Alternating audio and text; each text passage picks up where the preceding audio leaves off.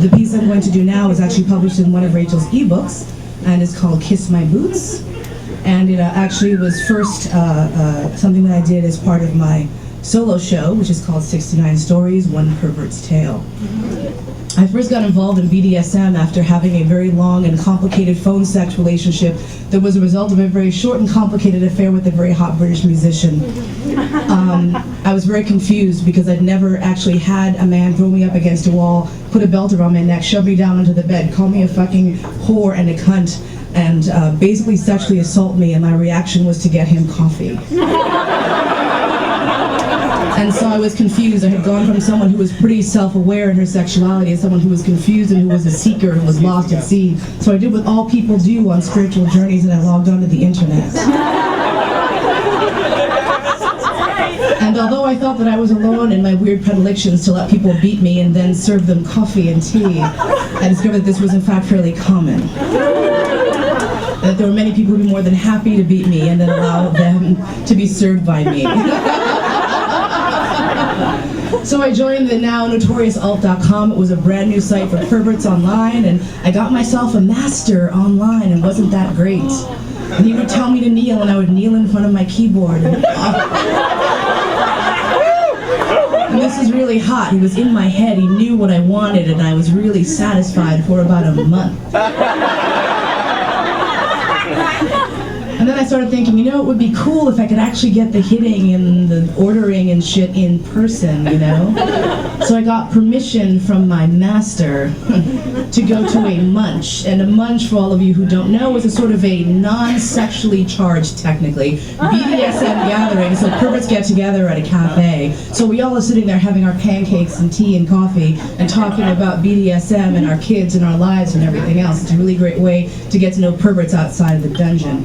Coming out in San Francisco basically means that you're going from A to Q instantly. You're sitting down at a munch with like the people who write the books on BDSM. You know, these are the people who are running around the country talking about it. I'm sitting there going, could you pass the syrup, dude who wrote the book that I read about BDSM last night? You know, splitting a check with folks like Midori and Jay Wiseman.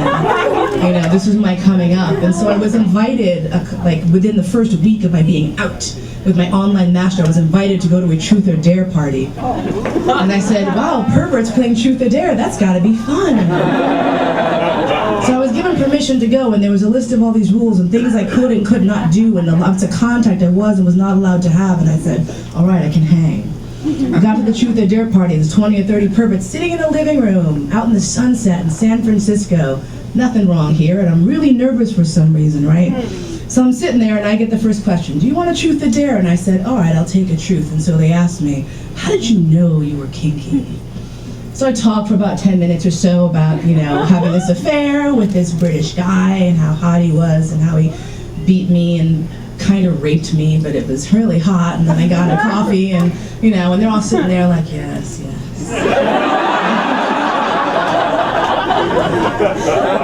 And so finally it was my turn to ask someone, and there was one person left in the room, and it was this 6-foot-full, blonde hair, blue eyes, black leather boots, black jeans, black shirt, cold. You know those cold eyes that are so cold you can't even really make eye contact with them? That kind of like fuck you cold, that kind of cold that gets your pussy kind of hot and kind of cold at the same time if you have my pussy. So this guy was kind of scaring the shit out of me, and I'm like, hey, motherfucker, I'm fucking from New York. You don't intimidate me. You think you are? So now I'm kind of pissed off at this motherfucker. You're trying to get the, don't even look over here.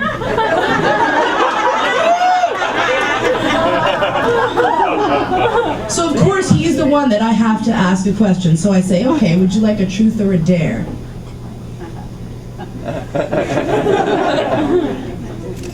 I'll take a dare.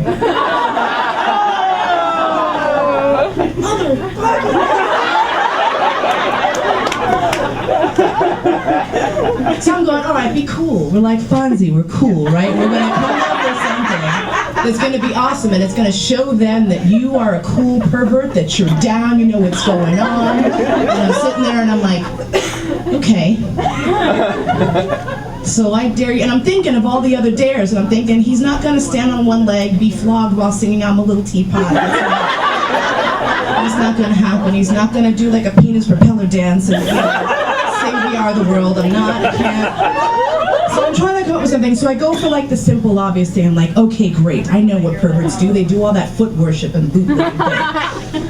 So I look him in the eye and I say, I dare you to get someone to kneel in front of you. And then across the room, this dom looks at me and she's like,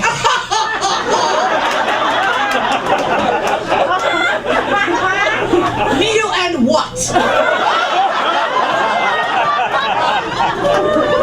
I'm like, for fuck's sake, roughest audience in North America. So I'm like, off the top of my head, I'm like, fine, kneel and kiss your boots.